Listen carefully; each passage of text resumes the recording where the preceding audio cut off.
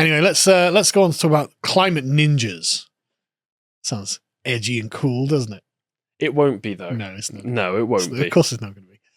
It's something incredibly cringe. Just like Josh trying to persuade me that UFOs are real. I don't believe it. Don't believe it. This is the second contemplations Josh forced me to sit down and go through and do with him, talking about could UFOs be real? And I'm totally a skeptic. I don't believe. This is a great thumbnail. I don't know how you can't believe we've got photographic evidence. It's an amazing thumbnail. Right there in the thumbnail, yeah. Carl. What do you call that? But Josh, initially he took me through a bunch of reports, and now he's taking me through a bunch of the video footage as if that proves anything. If I can't get Callum to believe in Bigfoot through all the video footage, I show him of Bigfoot, and every day I'll send him a new Bigfoot film, right? Every single day. Every single day. Griping him with Bigfoot, yeah. But every day he's just like, no, it's a man in a suit. And it's like, really, what's the Bigfoot suit industry like in America, right? If I can't get him to believe that with video evidence, then Josh cannot get me to believe in aliens with video evidence. So you're refusing to believe in aliens out of spite for Callum? Kind of. I'm just on the I don't want to believe train. There are other reasons that I go through in the podcast. I prefer to think humans are special throughout all of the universe. I just think that aliens be a lot of work. Oh, okay, you just can't be bothered with it. I just can't really be bothered. I've got enough on my plate. I don't need an alien invasion. I mean, I've already got a wife. Yeah, exactly. The kids, they're taking kids are up in enough school. time. Like, I've got to think about a lot of stuff. I don't want an alien invasion. That's an incredibly Anglo mindset, and I respect it. Yeah, half of British people wouldn't go to the moon or to Mars because there's just nothing there. Can't be bothered. It seems a lot of work. Yeah. It's like based English. Anyway, that was actually a good podcast, even though I'm a deep skeptic about UFOs. It's probably a psyop. Anyway, what is the BBC? So you scroll down and just show this picture. Just what? Feel embarrassed just looking at them yet? I'm sure I've seen this in a horror film. The climate ninjas fighting climate change denial on Twitter. I'm sorry, right, when you said climate ninjas, I imagine the same kind of cringe as like a Reddit weeb who thinks he's a samurai and, the fedora with a sword. This is worse somehow. Yes. I love that they've got these little paper masks to hide their identities. Imagine. I wonder who it could be. So this is an article by the BBC climate disinformation specialist, Marco Silvia. Imagine having the specific title of being a disinformation specialist. What do? I specialize in disinformation about the climate. Thank you very much. Anyway, let's go through. I thought we'd go through this. This is just so embarrassing. Secretive internet vigilantes have made it their mission to fight climate change denial on Twitter. But as a vicious information war rages online, do they risk becoming the very trolls they claim to be targeting? Sorry, I just assume these people are FBI agents. No, look at scroll up again. Sorry, John. Go back to the picture. Right, look at the grey hair. These people are old. Yeah, a couple of old boomers. These are boomers who just missed the 60s. Yep. Just missed the summer of love in the 1960s. Didn't get to take LSD and watch Jimi Hendrix. So this is Maria and Arthur, who live in a small coastal town in Spain.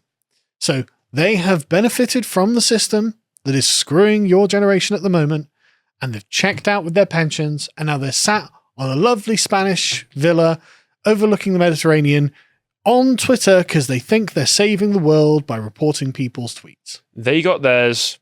I don't get mine. Nope. Thank you. Climate change means you don't get yours. Thank you, boomers. If the climate changes, think of their holiday resort. You are the most respectable of generations. It might not be so tolerable. If only I had pulled up my bootstraps. Perhaps I'd be in a different position right now. They asked me not to reveal their names or their exact whereabouts, because as if people give a damn who these people are, right? Why is the BBC writing an article on this, right? Over the years, they have made countless enemies on the internet, and they believe stepping out of the shadows could prove dangerous. These people have never been near any danger in their entire lives. The most coddled generation. I mean, that's why they think they can just wear a paper mask. Yes, yeah, exactly. Just do this. And do an interview with the BBC. Like, imagine if the BBC were like, Harry, we'd like to interview you. You'd be like, no, because you're going to do whatever you can to hurt me. And the BBC is evil. Yeah. They're an evil organisation. Exactly. But not these pro-climate troll boomers on Twitter. I'm sorry, if you have got everyone in government constantly going on about your talking points, if you've got the BBC Exactly. up articles about how brave you are. Exactly. You are not a freedom fighter. You are not a dissident. Exactly. And that's exactly the point. These. Wait. Oh my God. It gets better, yeah. As it says there, Maria says she spent thousands of hours reporting tweets from climate deniers. You could have gone to the beach, Maria. You live in Spain. You could have gone for a nice. You've got your boomer pension. You could go to a nice cafe, go for a swim in the Med. It's people like this. I've been to Spain so many times, and there are so many gorgeous communities there and lovely little seaside towns and such. These are the people who make Spain worse through their presence. They also make Twitter worse through their presence. Yes, they make everything worse. Maria says, for you to be able to do your work and not be scared of the consequences, you really have to fly under the radar. Just as if she's some sort of revolutionary terrorist and the powers that be are going to come down on her. Therefore, she can't tell the BBC her exact location. So these people fear the power of a single 4chan autist to discover their exact names, their locations, their pension funds, like that. If 4chan wanted to, I'm sure they could identify where these people are from the pictures we've got so far. But in 2019, she helped set up Team Ninja Troll Hunters, a group of 25 people from around the world who came together to fight climate change denial on Twitter. Heroic. Thank God someone's doing something about it. But, I mean, 25 people, that's a small Discord server. Like, this is people on the internet. There's a very small Discord server. Exactly. Why is this getting a BBC article? And I bet the memes are terrible. But I love this. For me, it was a necessity to show that many things that are being tweeted are wrong. It's literally the XKCD comic. How empty is your life? Exactly. Go to the next one, John. It's literally the old comic. Are you coming to bed? I can't. Someone's wrong on the internet. And the BBC are like, God, you're heroic. I need to write an article about you saying how you're a ninja, a climate ninja on Twitter. It's just, I bet she couldn't even name 3 soy jacks. No, but like some of her fellow vigilantes, she has a background in science, which came in handy when looking through complex research. So we've got some ex-retiree professor who probably voted Liberal Democrat, voted Remain.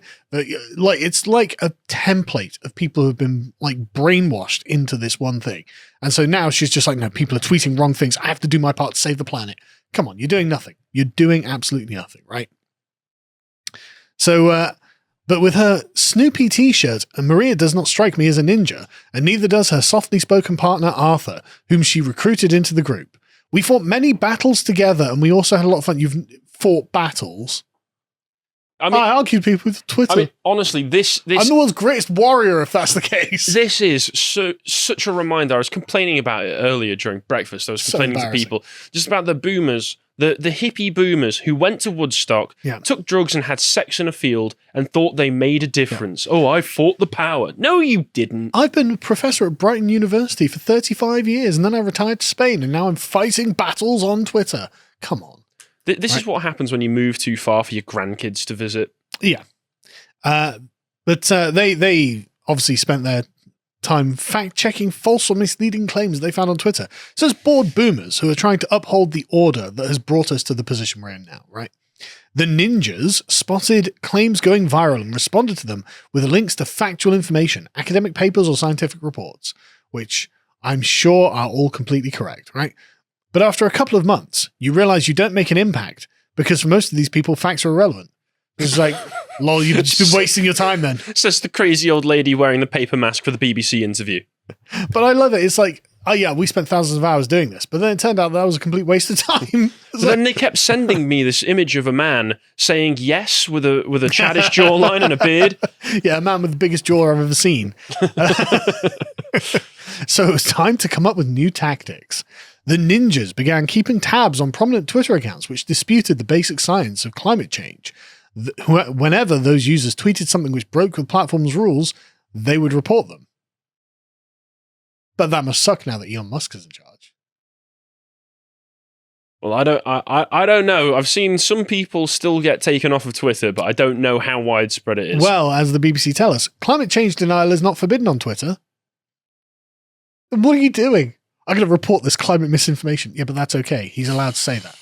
Yeah, but that's really annoying. I'm wasting my time. I've only got like 20 years of retirement here. Right? So they started going after threats, harassment, or hate speech. Until November last year, posting misleading claims about COVID-19 could also lead to tweets being removed or accounts being suspended. At the end of the day, it doesn't matter whether they get suspended because of COVID-19 misinformation or Nazi symbols, Maria tells me. When they're gone, they're gone. They're not really gone. They're just not on Twitter. But even then, that's literally, this is what you think is important.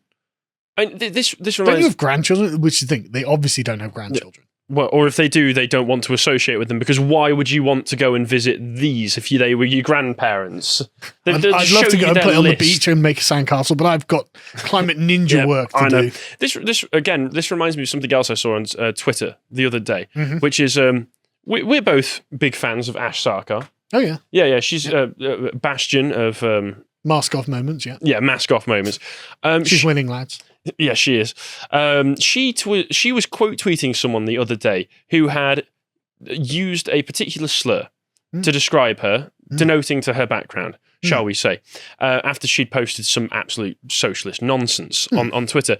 And she just decided to publicly humiliate this man by quote tweeting him and threatening to sue him or take him or get legal action under the Communications Act for gross offence unless he gave her a public apology. And I just think to myself, so one random guy who had no likes on the tweet, you decide it's your personal mission to ruin his day because he said a naughty no-no word that you don't like. What a pathetic individual. That is pathetic, and it's exactly as pathetic as these climate ninjas. Yeah, it reminds me of this. It just infuriates me.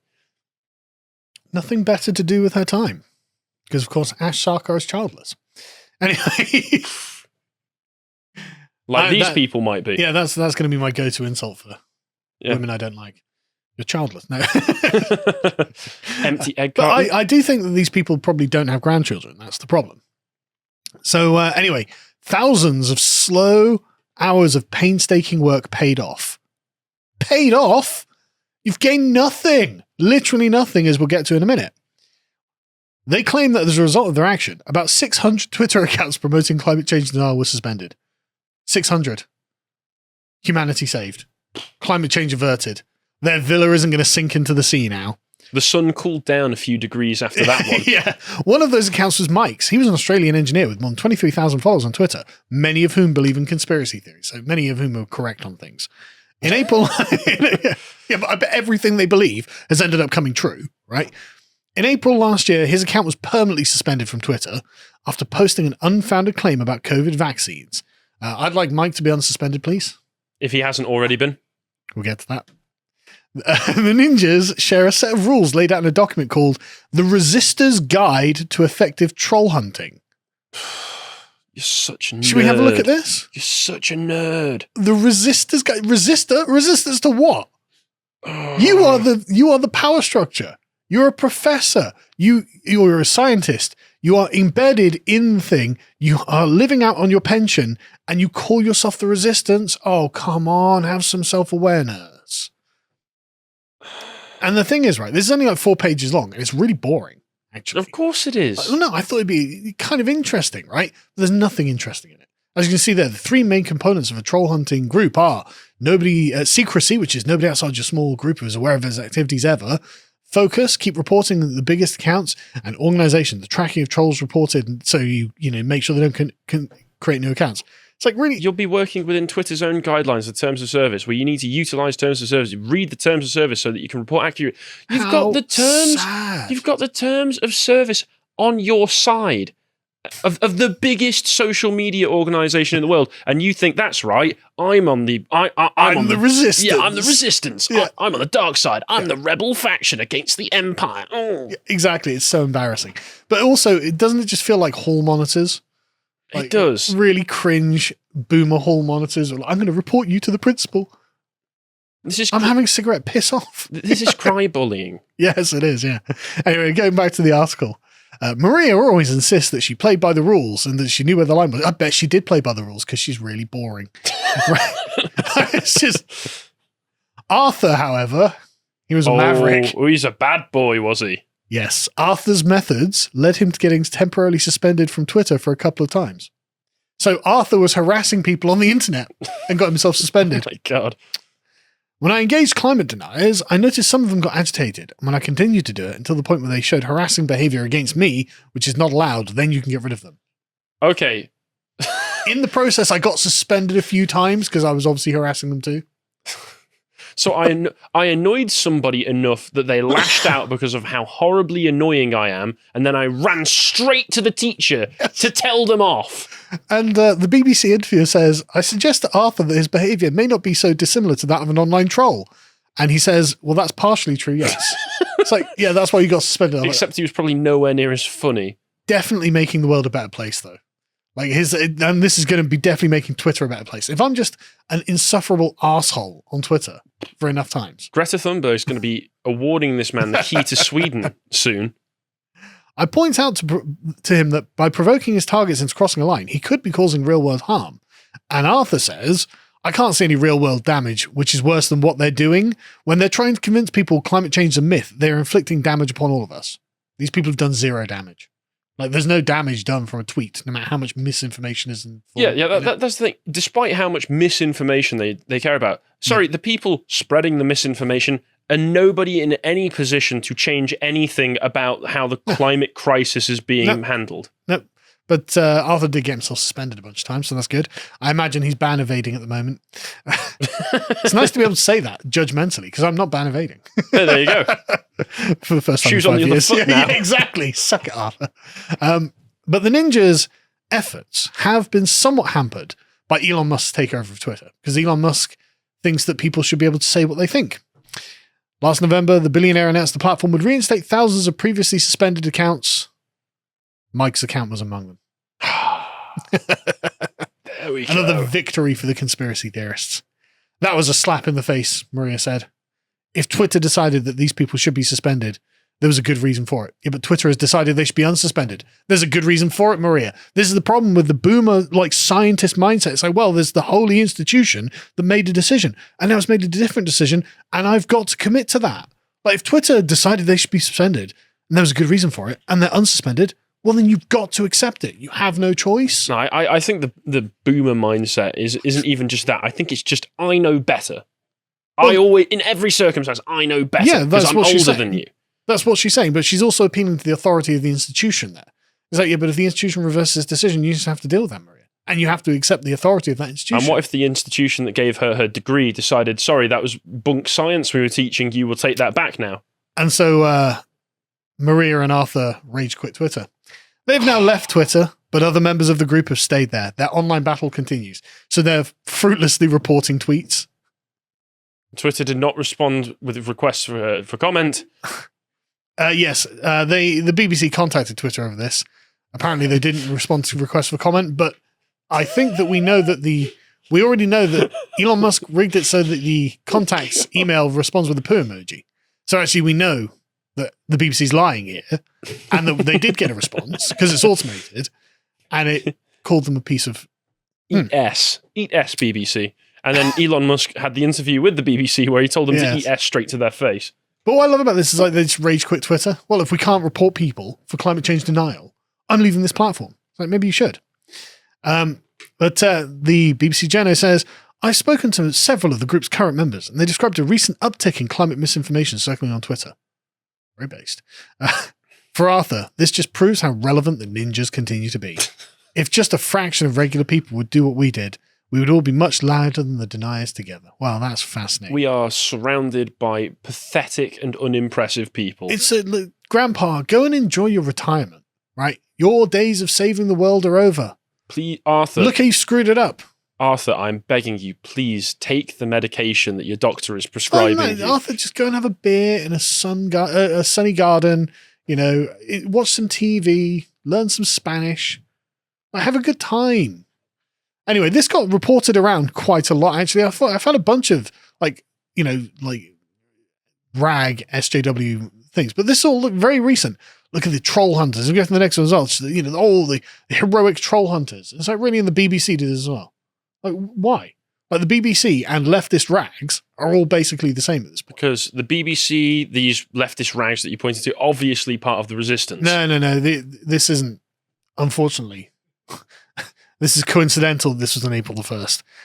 But yeah, so this was like reported around in a bunch of places. And it's like, why? 25 losers on Twitter who've now quit Twitter because Elon took over and destroyed their little activism project, who can't get over that there are people who disagree with them. Now they have to spend their weekends actually talking to each other. The horror. So yeah, bad luck, climate ninjas.